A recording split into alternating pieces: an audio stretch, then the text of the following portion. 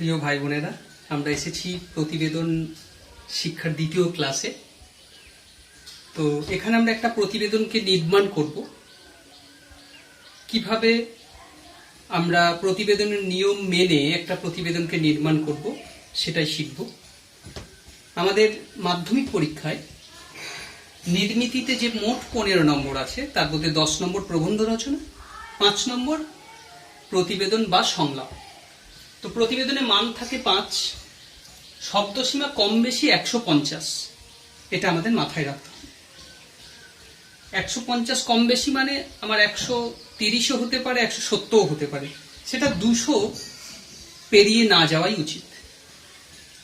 তো সাম্প্রতিক বিষয় নিয়ে আমরা একটা বিষয় ঠিক করেছি, কোভিড-19 ও বিদ্যালয় জীবন, যেটা আমাদের সকলেরই খুব কষ্ট দিচ্ছে। এই বিষয়টার উপর যদি আমাদের একটা প্রতিবেদন নির্মাণ করতে হয়, তো প্রথমেই আমাদের যে বিষয়টা ভাবতে হবে, একটা শিরোনাম, একটা সুন্দর শিরোনাম যেন আমার প্রতিবেদনে থাকে। সেই শিরোনামটা কি কি বৈশিষ্ট্য ফলো করবে আমরা আগের দিন দেখেছি, তবু আজ আরেকবার দেখে নিচ্ছি।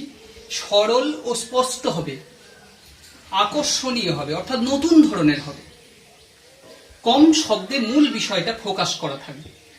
আমার প্রতিবেদনের যে মূল বিষয় সেটা যতটা সম্ভব কম শব্দে ফোকাস করা থাকবে, আর সরল হবে, স্পষ্ট হবে, আকর্ষণীয় বা নতুন ধরনের হবে।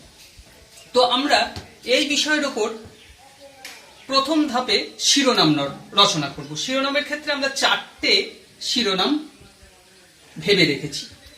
করোনা ভাইরাসের ছিন্নমূল বিদ্যালয় জীবন, কোভিড-19 তালা দিয়েছে পাঠশালার দুয়ার, পড়া পাড়ার স্লোগান দাও ফিরে সেই বিদ্যালয়, খোলো খোলো দ্বার স্কুল যাব এবার। এই 4টের মধ্যে শেষের দুটো একটু কাব্যিক, প্রথম দুটোই দেখো কোনো কোটেশন নাই, এই দুটো সম্পূর্ণ আমাদের। আর শেষের দুটোই দাও ফিরে সে অরণ্য, ওই কোটেশনটা নেওয়া হয়েছে, আর খোলো খোলো দ্বার এই দুটো কোটেশন নেওয়া হয়েছে। তো ব্যক্তিগতভাবে আমাকে যদি এই 4টের মধ্যে বলা হয়, আমি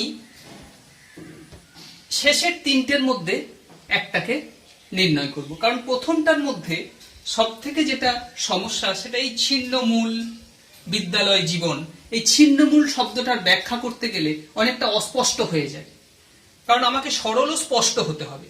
এবার সবচেয়ে সরল এবং স্পষ্ট যেটা, সেটা দ্বিতীয়, কোভিড-19 তালা দিয়েছে পাঠশালার দুয়ার, খুব সরল এবং স্পষ্ট ভাষায় আছে।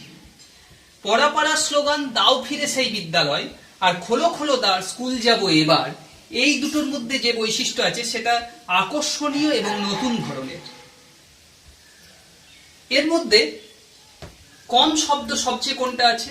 1 2 3 4 5, 1 2 3 4 5 6, 1 2 3 4 5 6 7, 1 2 3 4 5 6।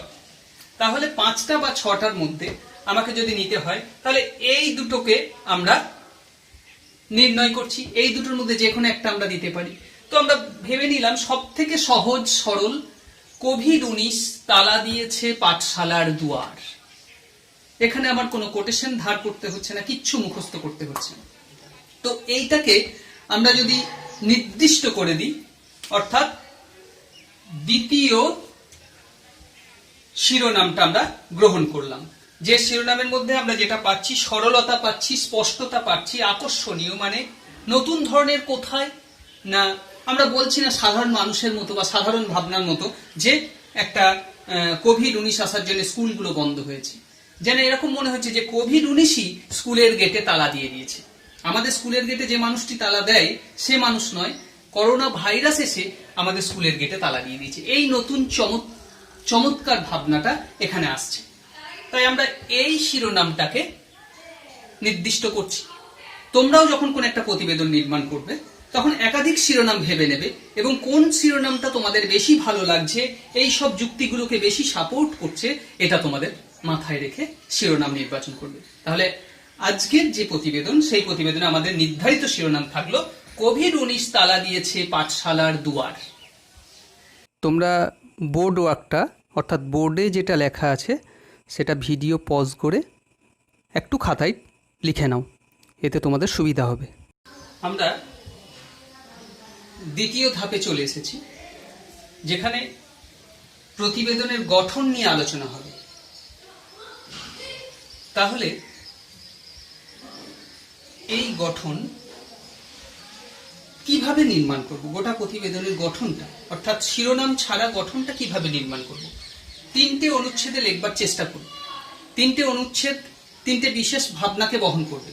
প্রথম অনুচ্ছেদ, যাকে আমরা গৌড়চন্দ্রিকা বলি, উপস্থাপন পর্যায় বলি, প্রেজেন্টেশন বলা হয়, হুট করে বিষয়ে না ঢুকে একটা প্রাসঙ্গিক উদ্ধৃতি দিয়ে প্রবেশ করব।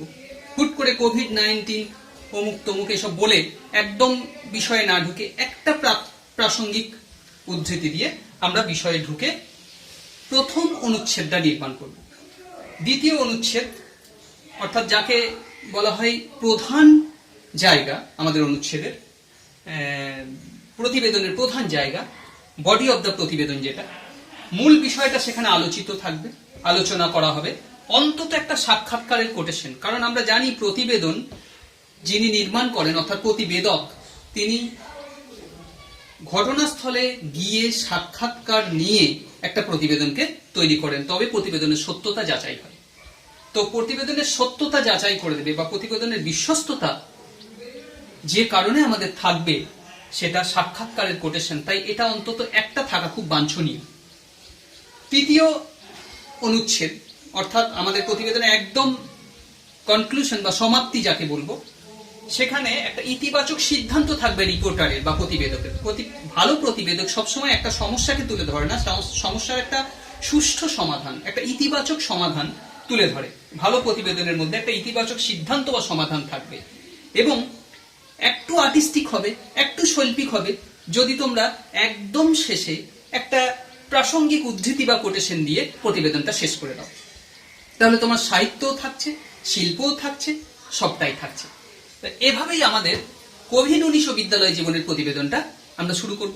আমরা প্রথমেই যাব প্রথম অনুচ্ছেদ, কিভাবে আমরা অনুচ্ছেদের ভিতরে প্রবেশ করব। তোমরা বোর্ড ওয়ার্কটা, অর্থাৎ বোর্ডে যেটা লেখা আছে সেটা ভিডিও পজ করে একটু খাতায় লিখে নাও, এতে তোমাদের সুবিধা হবে। দেখো, আমরা তৃতীয় ধাপ, অর্থাৎ প্রথম অনুচ্ছেদ কিভাবে লিখব প্রতিবেদনের, সেই জায়গায় চলে এসেছি। প্রথমেই একটা অনুচ্ছেদ চিহ্ন দেবে, এরকম বক্সের মতো। এটা তোমাদের যে কোনো উত্তরে দেবে। অনুচ্ছেদ যখনই পরিবর্তন করবে, অনুচ্ছেদের শুরুতে একটা অনুচ্ছেদ চিহ্ন দিতে ভুলবে না।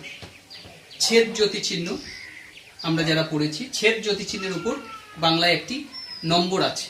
ছেদ জ্যোতি চিহ্ন ভুল হলে নম্বর কাটা যায়, তাই এই অনুচ্ছেদে একটা চিহ্ন দেবে। দেখো, আমরা শুরু করছি একটা কোটেশন দিয়ে, খোলো খোলো দ্বার, এই বিখ্যাত গান দিয়ে। এটাই আমাদের বক্তব্য, যে দ্বার খোলা হোক স্কুলে। খোলো খোলো দ্বার, এই গান আজ বিদ্যালয়ের গেটে ঘরবন্দি পড়ুয়াদের পাড়ায় পাড়ায় কাঁদছে। দেখো, আমি খোলো খোলো দ্বারের নিচে দাগ দিয়েছি, কেননা এটা কোটেশন। তোমরাও যে কোনো কোটেশন ব্যবহার করলে সেটা অন্য কালি দিয়ে লিখবে, অথবা যদি সময় কম থাকে তাহলে কোটেশনের নিচে একটি দাগ দেবে, আন্ডারলাইন করবে অন্য কালি দিয়ে। নীল কালি দিয়ে যদি লেখো তাহলে কালো কালি দিয়ে কোটেশনের নিচে হাইলাইট করবে। কাঁদছে নিচে দাগ দিয়েছি তোমাদের বোঝানোর জন্য।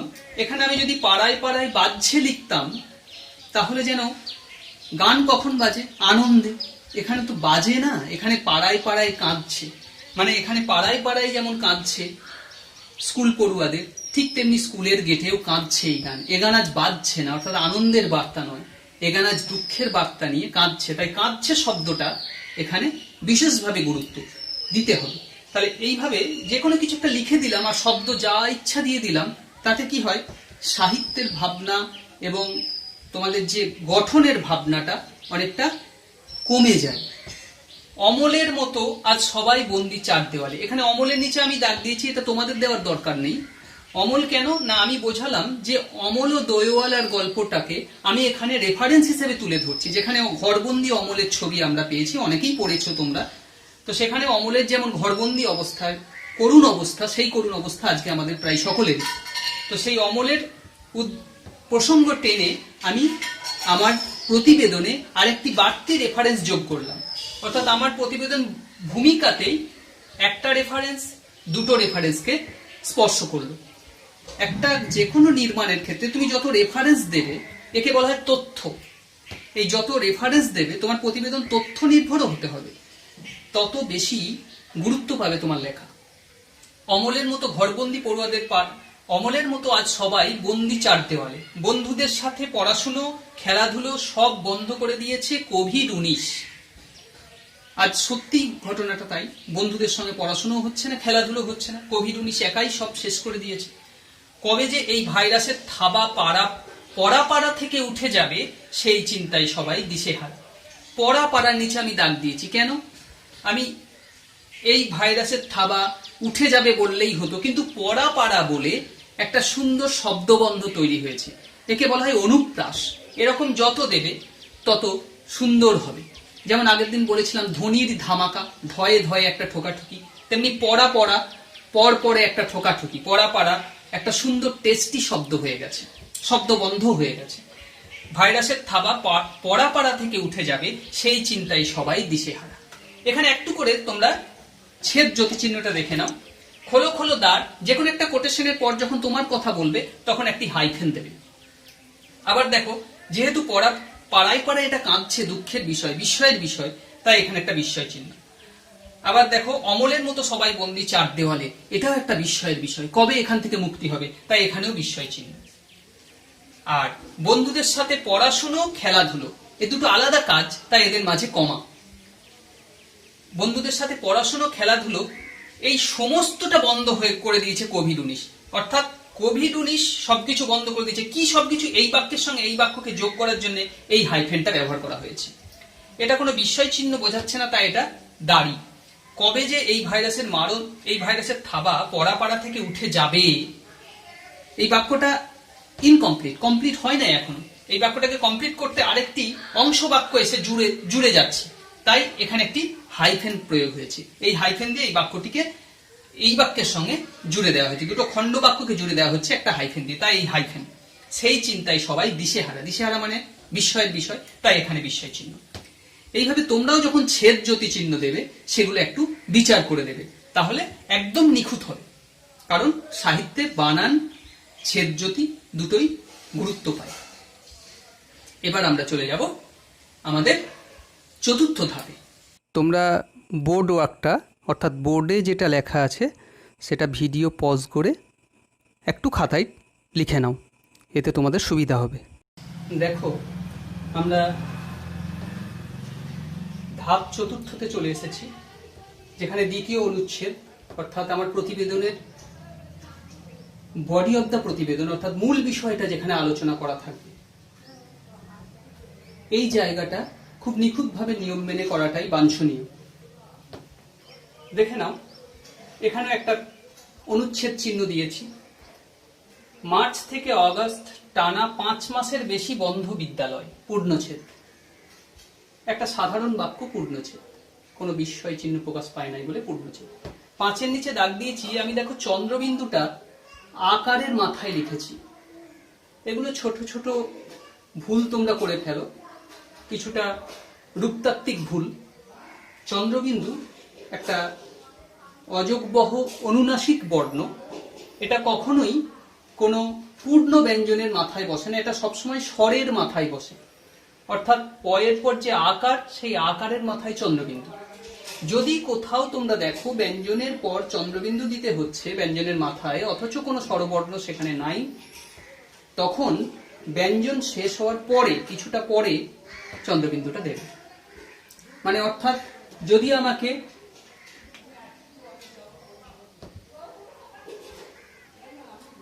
গয়ের ওপর চন্দ্রবিন্দু দিতে হয়, একদম গয়ের ওপরে না দিয়ে, এইটা না করে এভাবে দেবে, এই গ এইখানে, অর্থাৎ চন্দ্রবিন্দুটা গটা শেষ হওয়ার পরে হবে। মনে রাখার চেষ্টা করবে এটা। এবার দেখো, এই অবস্থায় পড়াশুনো স্বাভাবিক ছন্দ নষ্ট হয়ে যাচ্ছে। পড়াশুনো স্বাভাবিক ছন্দ নষ্ট হয়ে যাচ্ছে আমরা চিন্তিত, তাই বিস্ময় চিহ্ন দিয়েছি। স্কুলের বারান্দা, খেলার মাঠ, ক্লাসরুম, বন্ধু, শিক্ষক শিক্ষিকা। শিক্ষক শিক্ষিকার মাঝে দেখো একটা ছোট্ট হাইফেন দিয়েছে। এই ছোট হাইফেনের ব্যবহার হচ্ছে যখন দেখবে বিপরীত লিঙ্গের কোনো দুটো পদ পাশাপাশি বসছে বা দ্বন্দ্ব সমাস যুক্ত দুটো পদ পাশাপাশি বসছে, তখন মাঝে ছোট হাইফেন দেবে। খেলার মাঠ, ক্লাসরুম, বন্ধু, শিক্ষক শিক্ষিকা, এই এতগুলো আইটেম সবার সাথে দেখা হচ্ছে না, এই সবাইকে যোগ করার জন্য বড় হাইফেন। সবার সাথে দেখাশোনা, দেখাশোনা দেখো বিপরীত ধর্মী দুটো পদ পাশাপাশি বসেছে, দেখাশোনা বন্ধ, এর জন্য তুমি দুঃখিত, তাই বিস্ময় চিহ্ন। আর দেখো দেখাশোনার মাঝে একটা ছোট্ট হাইফেন আছে।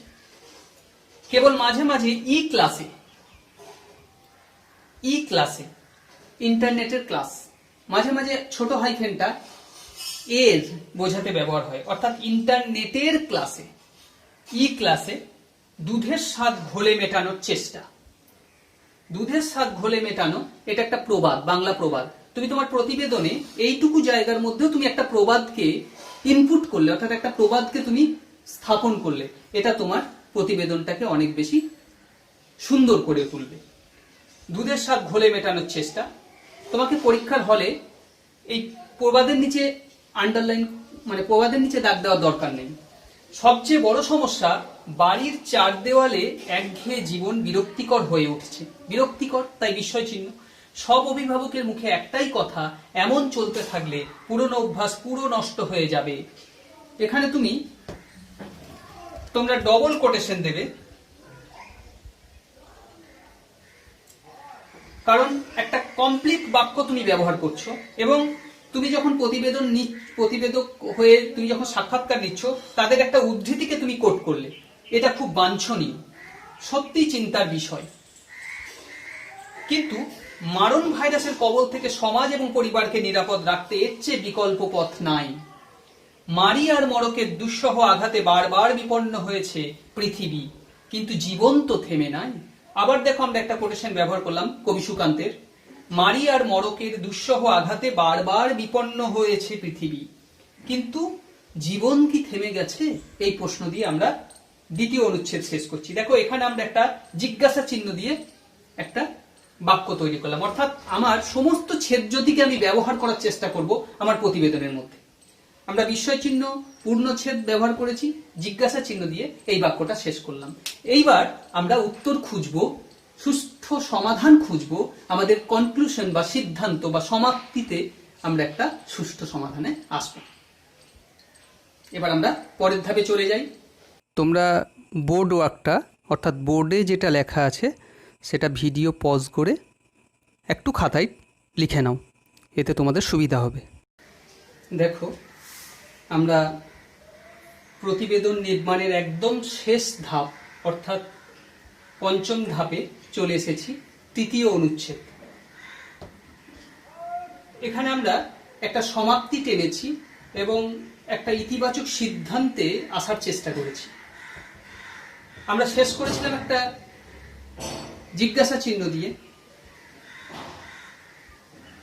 তো জীবন তো থেমে থাকে না তার জন্য, তাই সেই জন্যই আমাদের সিদ্ধান্ত, তাই মন খারাপের কথা নয়, গল্পের বইয়ে, রং পেন্সিলে বা কো-কারিকুলার কাজে পড়ুয়াদের মন দিতে হবে বেশি, ঘরের কাজে মা বাবার সাথে যোগ দিতে হবে, তবেই কোভিডের সাথে পড়াপাড়ার লড়াই সার্থক হবে।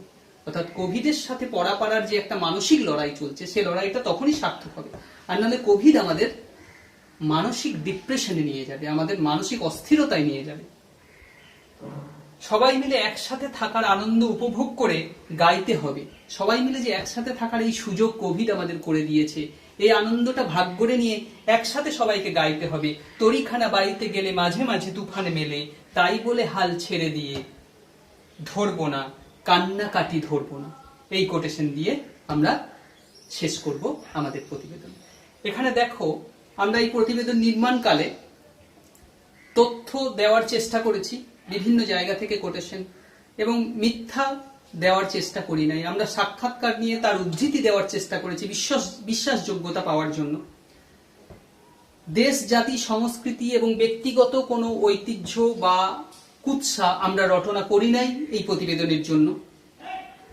আর প্রতিকারের একটা পথকে আমরা বেছে নিয়েছি এবং ইতিবাচক পথ, এবং চেষ্টা করেছি প্রতিবেদনটা জমাট কংক্রিট করতে, অর্থাৎ খুব বেশি বড় না করতে, বক্তব্য বিষয়ের মধ্যেই প্রতিবেদনকে রাখার চেষ্টা করেছি। এইভাবে যদি তোমরা নিয়ম মাফিক প্রতিবেদন করো, নির্মাণ করো, তাহলে প্রতিবেদনে অনেক নম্বরই উঠে আসে। আর সবচেয়ে বড় কথা, প্রতিবেদন শিরোনামটার ক্ষেত্রে খেয়াল রাখবে যেন একটা চমকপ্রদ শিরোনাম হয়। আর সমস্ত ব্যাপারটার মধ্যে যেন তিনটে জায়গা বিশেষ করে হয়: তথ্যনিষ্ঠা, যুক্তিপূর্ণতা আর বিশ্বস্ততা। এই তিনটে জায়গাকে তুলে ধরবে। অবশ্যই সাহিত্য সেখানে থাকতে হবে, একটা শৈল্পিক ব্যাপার সেখানে থাকবে। চেষ্টা করবে ভুলগুলোকে যতটা সম্ভব এড়িয়ে যাওয়া। এভাবেই প্রতিবেদন লিখবে।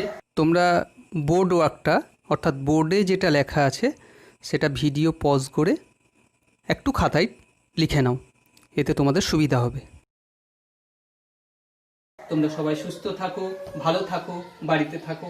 আবার অন্য ক্লাসে দেখা হবে।